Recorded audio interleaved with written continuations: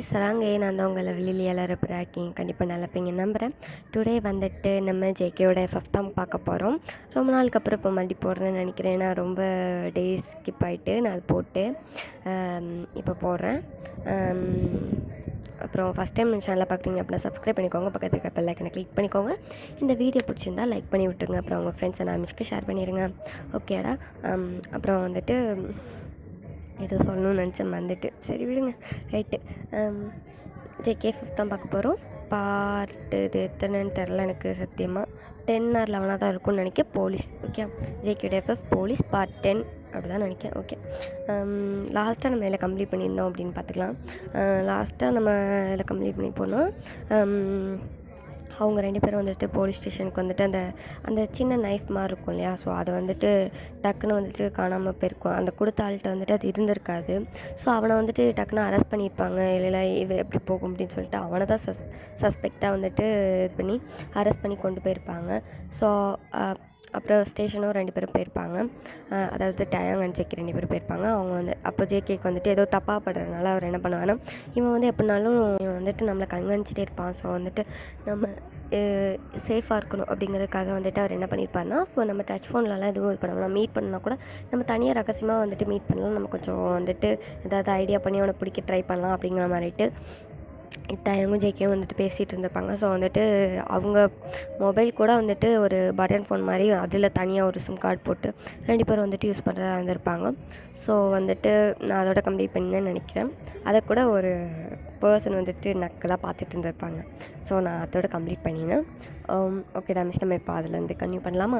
இப்போ வந்துட்டு பார்த்தோம் அப்படின்னா நெக்ஸ்ட்டு டே மார்னிங்கே வந்துட்டு பட்டன் ஃபோனில் தான் டயாங்கோட ஃபோனுக்கு ஒரு மெசேஜ் வந்துட்டு வருது. இந்த பில்டிங்க்கு வந்துட்டு வா அப்படின்னு சொல்லிட்டு ஒரு மெசேஜ் வருது. அது நல்லாவே தெரியுது டயாங்க்கு அது ஜேகே தான் அனுப்பியிருக்காரு அப்படிங்கிறது. ஏன்னா அவங்க 2 பேரும் நம்பர்ஸை வந்துட்டு சேவ் பண்ணிடுவாங்க. ஸோ அதனால் வந்துட்டு நல்லா தெரியுது. ஸோ இப்போ டயாங்க வந்துட்டு அந்த மெசேஜ் பார்த்துட்டு இப்போ அந்த பில்டிங் நேராக தான் போகிறாரு. போயிட்டு அங்கே போய் பார்த்தா யாரும் இருந்த மாதிரி இல்லை. அது வந்து எப்படின்னா ஒரு பாலடைஞ்ச பில்டிங் மாதிரி இருக்குது. கட்டிட்டு பாதி கட்டிட்டு அப்படியே கட்டாமல் விட்ட ஒரு பாலடைஞ்ச பில்டிங்கு. ஸோ அங்கே தான் வந்துட்டு இப்போ போகிறாரு. போயிட்டு அப்படியே தான் கத்திகிட்டே போகிறாரு. ஜேகே எங்கே இருக்கிற அப்படின்ட்டு மட்டும் கத்திக்கிட்டே போயிட்டுருக்காரு. பார்த்தா அங்கே அப்படியே மேலே இருந்துட்டு ஒரு சவுண்டு வருது. அதாவது 2-3 மாடி இருக்கிற மாதிரி தான் இருக்கும். ஸோ வந்துட்டு மேலேருந்து சவுண்டு வருது. ஏய் டயாங், நான் மேலே இருக்கேன், மேலே வாடா. வரேன்டா அப்படின்னு சொல்லிட்டு இப்போது டயாங் வந்துட்டு அப்படி மேலே போகிறாரு. இப்போ அவங்க 2 பேரும் அப்படியே தான் ஒரு இடத்துல வந்துட்டு அப்படியே வந்துட்டு உட்காடுறாங்க. டயாங், நீ வந்தது யாரும் பார்க்கலாம்ல? இல்லை யாரும் பார்க்கல. நான் அப்படியே சும்மா வெளியே போகிற மாதிரி அப்படியே வந்தேன். பார்த்துட்டு தானே வந்தேன், யாரும் வரல நான் பின்னாடி ஃபாலோ பண்ணிட்டு? இல்லை வரல. ஓகே சரி, என்னடா ஏதாவது பிளான் இருக்கா? அவனை எப்படி பிடிக்குந்தான்ட்டு தெரியவே மாட்டேங்குது.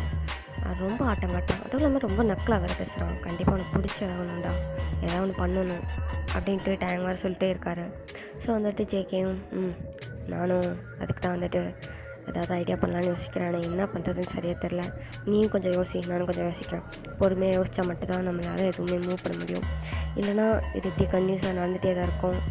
அந்த பாடி கிடச்ச இடத்துல கூட நம்ம வந்துட்டு பார்த்ததில் எதுவும் அந்தளவுக்கு கிடச்ச மேலே அந்த நைஃபை தவிர அதை கூட இந்த ஃபாரன்சிக் டிபார்ட்மெண்ட்லேருந்து வந்தவங்க யாருமே ஒழுங்காக கவனிக்கலை. எதையும் வந்துட்டு சரியாக எடுக்கலை. அவங்க பாட்டுக்கு எதோ ஏனோதோன்னு வேலை பார்க்குற மாதிரி இருக்கும். எனக்கு என்னமோ இதை கூட அந்த சைக்கோ தான் பண்ணியிருப்பானோன்னு தோணுது. அமௌண்ட் எதுவும் கொடுத்துட்டு இந்த மாதிரி பண்ண சொல்லியிருப்பானோன்னு தோணுது. ஆனால் எப்படின்னு எனக்கு சரியாக தெரில. ஸோ நம்ம தான் இதில் கொஞ்சம் உள்ளே இறங்கி வேலை பார்க்கணும். அந்த பாடியை சுற்றி ஃபோட்டோ எடுத்துருப்பாங்கள்ல, அந்த ஃபோட்டோலாம் இருக்கா? அது வந்துட்டு அங்கே ஃபாரன்சிக் டிபார்ட்மெண்ட் தான் போயிருக்குமேடா, அது எப்படி வரும்? நம்ம தான் வந்துட்டு அதை தனியாக ஃபோட்டோ எடுத்தாலும் ஃபோனில் அது வந்துட்டு இருக்கா அப்படின்ட்டு வந்துட்டு ஜேகே வந்து கேட்காரு. டயங்கும் வந்துட்டு அவரோட ஃபோனில் எடுத்த ஃபோட்டோஸ்லாம் அப்படி காட்டுறாரு. 2 பேரும் இப்போ அந்த ஃபோட்டோஸ்லாம் அப்படியே வந்துட்டு உன்னிப்பாக காமிச்சிட்ருக்காங்க. ஏதாவது வந்துட்டு க்ளூ கிடைக்கா அப்படின்ற மாதிரி பார்த்துட்ருக்காங்க. ஸோ அப்படியே பார்த்துட்டே இருக்கும்போது வந்துட்டு அவங்க ஆல்ரெடி வந்துட்டு ஒரு ப்ரேஸ்லெட்டில் வந்துட்டு ஒரு கீ செயின் மாதிரி ஒன்று கிடச்சிருக்கும்னு சொல்லிட்டு எடுத்து அனுப்புகிறாங்க தெரியுமா? ஸோ அதே ஒரு கீ செயின் வந்துட்டு அங்கேயும் கிடக்குது. கீ செயினாக இல்லை, அந்த ப்ரேஸ்லெட்டாகவே கிடக்குது. ஆனால் அது வந்து ஒரு இதாக தான் கிடக்குது. ஒரு இது ஆல்ரெடி வந்துட்டு மிஸ் ஆகிருந்துச்சு இல்லையா. ஸோ இப்போ வந்துட்டு ஒரு இது அதாவது 2ஆக கிடக்கிறதுல ஒன்று மட்டும் சேர்ந்துருந்த மாதிரி பிரேஸ்லெட் வந்து கிடக்குது. ஸோ வந்துட்டு அப்படியே தான் ஜேகே பார்த்துட்டு, ஏய் டேம், என்னடா இங்கே பாரு, என்னது இந்த இடத்துல நல்லா ஜூம் பண்ணி பாரு, என்ன இது இந்த பிரேஸ்லெட்டு, அது ஆமாண்டா இது அந்த பிரேஸ்லெட்டில் இருந்தது, அது இல்லை இதுதான் அந்த பிரேஸ்லெட்டா அப்படின்னு சொல்லிட்டு அவர் அப்படியே ஜூம் பண்ணிலாம் அதை பார்க்காரு. அந்த பிரேஸ்லெட்லாம் அப்படியே ரத்தமாக தான் இருக்குது. ஏன்னா அவன் அதை போட்டுகிட்டே தானே பண்ணியிருக்காங்களா, ஸோ அதனால் வந்துட்டு அப்படி இருக்குது.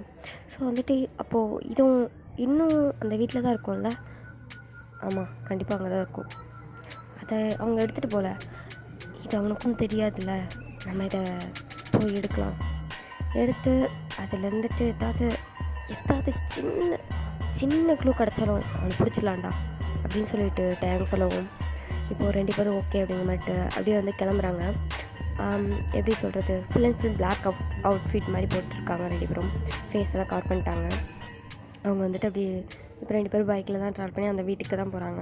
இது வந்து ஒரு மிட் நைட் மாதிரி, ஓகே, அந்த டைமிங்கில் தான் போகிறாங்க 2 பேரும்.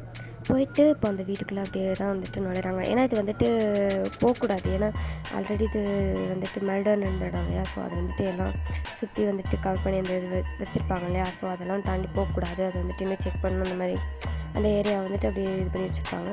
ஸோ வந்துட்டு இவங்க அதெல்லாம் கொஞ்சம் அப்படி எப்படியோ வந்துட்டு உள்ளே நுழைஞ்சு அப்படியே போயிட்டாங்க. போயிட்டு இப்போ அந்த இதை தான் அப்படி பார்க்காங்க. உள்ளே போய் அந்த இடத்த நல்லா தேடி பார்க்காங்க. ஆனால் அது கிடச்ச மாதிரி இல்லை, லைட்ஸ்லாம் நல்லா அடிச்சு பார்க்காங்க. அப்போ டைம் தான் டக்குன்னு வந்து ஜேகே கூப்பிட்றாரு.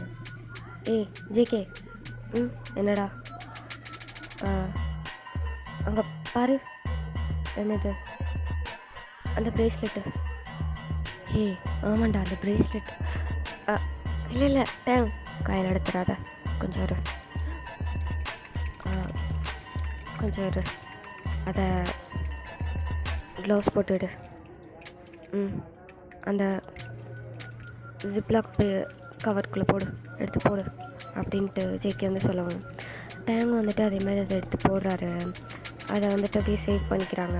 இப்போது அதை ஜேகே வந்துட்டு டேங்கை கூட நம்புறதுக்கு ஐடியா இல்லை.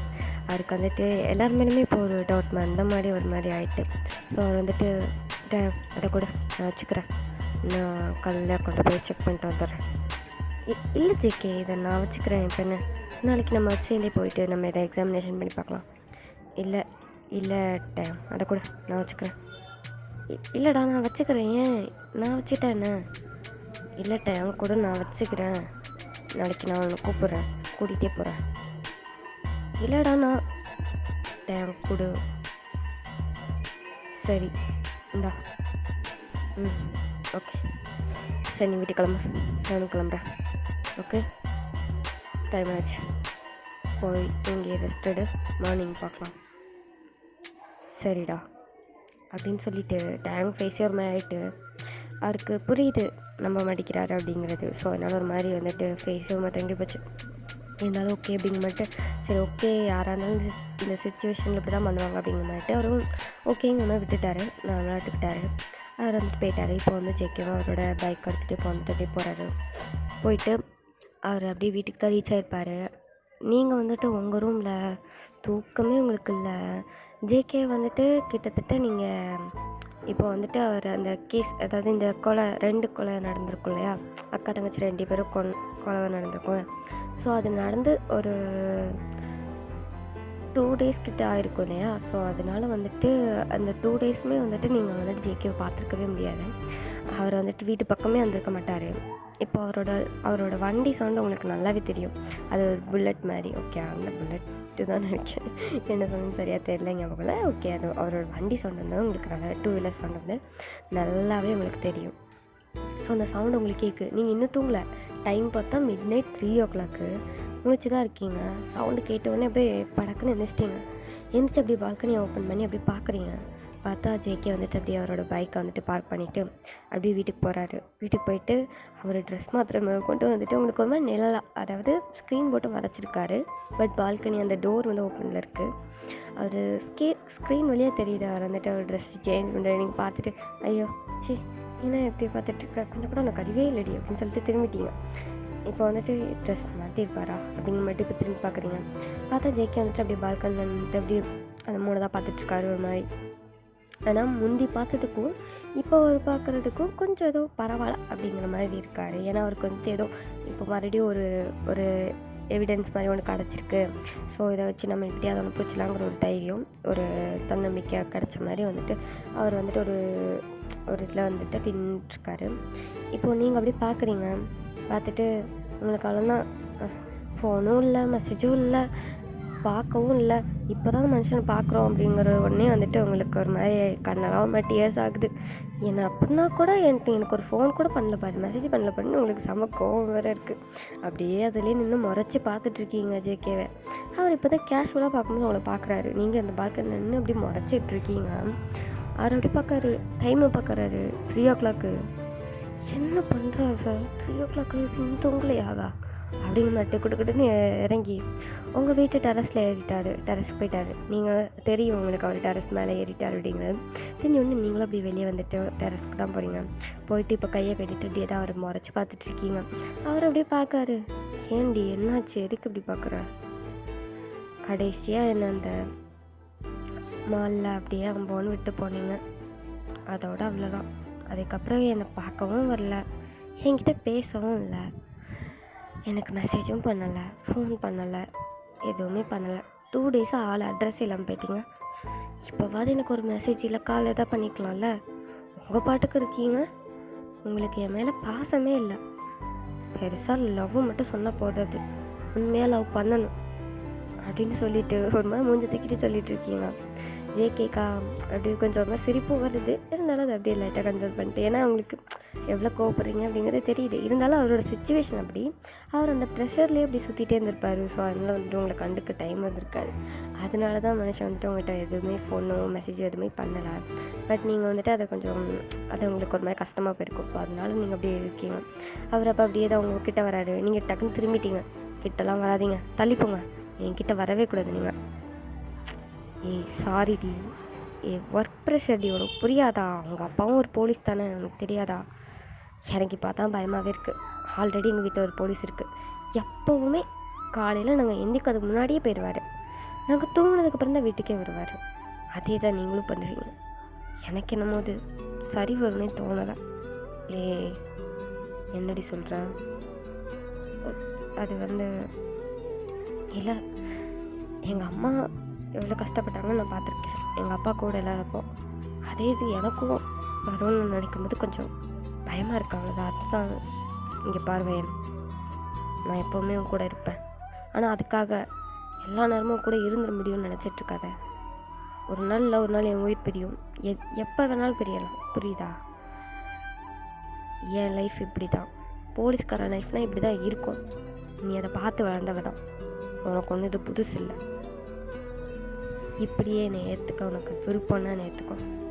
இல்லை இந்த மாதிரி போலீஸ்காரன் வேண்டாம்னு நினச்சினா அப்படியே தூக்கி போட்டு போ, எனக்கு பிரச்சனை இல்லை. என்ன சாகிற வரும் நான் நினச்சிட்டு வாழ்ந்துருக்கேன், அவ்வளோதான். என்ன பேசுகிறீங்க நீங்கள்? அப்படியே டக்குன்னு தூக்கி பேசிட்டு போக முடியுமா? ஓவராக தான் பேசுகிறீங்க. எனக்கு கொஞ்சம் வருத்தமாக இருந்துச்சு, அதனால சொன்னேன். உடனே அதுக்காக தூக்கி வீசிட்டு போகணுமா? இன்னொரு வாட்டி சொல்கிற வெள்ளம் வச்சுக்காதீங்க அப்படின்ட்டு போயிட்டு அவர் நெஞ்சிலே அப்படியே குத்துறீங்க. அவரா அப்படியே உங்களை வந்துட்டு அப்படியே அவர் ஹேண்டால் அப்படியே வந்துட்டு ஹக் பண்ணிக்கிறாரு. சரிடி, அடிக்காத, வலிக்கல, உங்களுக்கு வலிக்கும், நான் அடிக்கிறது உங்களுக்கு வலிக்கும், ரொம்ப அடிக்காதீங்க. இதை விட எவ்வளோ அடியெலாம் பார்த்துருப்பீங்க. தெரிஞ்சா சரிதான், சிரிக்காதீங்க. அட்லீஸ்ட் ஒரு ஃபோன் அது பண்ணுங்க ப்ளீஸ், எனக்கு ஒரு மாதிரி இருக்கு. சரிடி, சரி, அட்லீஸ்ட் உனக்கு மெசேஜாவது நான் போட பார்க்குறேன், ஓகேயா? ஃபோன் பண்ண முடியலனாலும் நீ ஃபீல் பண்ணாத அப்படின்னு உங்கள் ஃபேஸை கப் பண்ணி அப்படி சொல்கிறாரு. நீங்களும் ஒன்று சொல்லிவிட்டு அப்படியே அவரை பார்த்துட்டே இருக்கீங்க. ஐஸ் அப்படி மீட் அப் ஆகிட்டுருக்கு. உங்கள் கண்ணு வந்து அப்படி டியர்ஸாக போயிட்டுருக்கு. உங்களுக்கு என்ன தாட்னா, அப்படி 2 நாளாக ஆள் அட்ரஸே இல்லாமல் போயிட்டாரா, வீட்டுக்கும் வரல, என்ன ஆனார், மெசேஜ் இல்லை, ஃபோன் இல்லைன்னதும் உங்களுக்கு ஒரு மாதிரி பயமாக இருக்கும். அவருக்கு ஏதோ ஆயிடுச்சோ அப்படின்னு பயந்துருப்பீங்க. ஸோ அதனால தான் இவ்வளோ ஒரு மாதிரி டென்ஸ்டாக இருந்திருப்பீங்க, ஒரு மாதிரி பேசியிருப்பீங்களே தவிர மற்றபடி அவர் விட்டு போகணும் அப்படிங்கிற ஐடியா கிடையாது. ஸோ வந்துட்டு அப்படியே அவர் அழுதுகிட்டே பார்க்குறீங்க. ஜேகே வந்து அப்படியே உங்களை பார்த்துட்டு, என்னடி செத்து போயிட்டுன்னு பயந்துட்டியோ? ஸோ என்ன வாயிலேருந்து என்ன பார்த்தவங்க உங்களுக்கு? இன்னொரு வாட்டி இப்படி பேசாதீங்க. உண்மையை தானே சொல்கிறேன். அப்படி தானே நினச்சேன். இல்லை இல்லை அப்படிலாம் இல்லை. பின்ன இப்படி எனக்கு பயமாக இருக்குங்க, வேற ஒன்றும் இல்லை. அதனால தான் அப்படின்னு எனக்கு எப்படி சொல்லனே தெரில. I love you JK. எனக்கு இப்போ உங்களை நீங்கள் இல்லாத ஒரு லைஃப் அது அது எனக்கு சுத்தமாக அதை அக்செப்ட் பண்ண முடியாது. புரிஞ்சுக்கோங்க ஜேகே ப்ளீஸ். புரியுதுடி, புரியுது. ஆனால் என்னோட வேலை அப்படி. நீயும் என்னை கொஞ்சம் புரிஞ்சுக்கோ. ட்ரை பண்ணுறேன் அப்படின்ட்டு அவரோட நெஞ்சு மேலே அப்படியே சாஞ்சிட்டு அவரை டைட்டாக ஹக் பண்ணிகிட்ருக்கீங்க. அவர் அப்படியே கொஞ்சம் அவங்கள ஹக் பண்ணி அப்படியே கம்ஃபர்ட்டாக ஃபீல் பண்ணிகிட்ருக்காரு. இது எந்தன் சிறைவாசம், இதில் நீ மட்டும் வேண்டும் பெண்ணே. நிஜமடி பெண்ணே, தொலைவினில் உன்னை நிலைவினில் கண்டேன் நடமாட. வலியடி பெண்ணே, வரைமுறை இல்லை, வதக்கிறாய் என்ன மெதுவாக. ஸோ ஓகே ரமேஷ், நான் இதோட இந்த பாட்டை கம்ப்ளீட் பண்ணிக்கிறேன். நெக்ஸ்ட் பாட்டில் வந்துட்டு நம்ம என்ன நடக்குதுன்னு பார்க்கலாம். ஓகேயா? இது கொஞ்சம் சின்னதாக தான், டியூரேஷன் வந்து கொஞ்சம் கம்மியாக இருக்குது, அட்ஜஸ்ட் பண்ணிக்கோங்க. நெக்ஸ்ட் கொஞ்சம் நல்லாவே லாங்காக போட ட்ரை பண்ணுறேன். ஓகே, தேங்க்ஸ் ஃபார் வாட்சிங் தான். Thank you, bye bye. இந்த வீடியோ எப்படி இருக்குன்னு கமெண்ட் செக்ஷனில் சொல்லிட்டு போங்க. Okay, bye bye.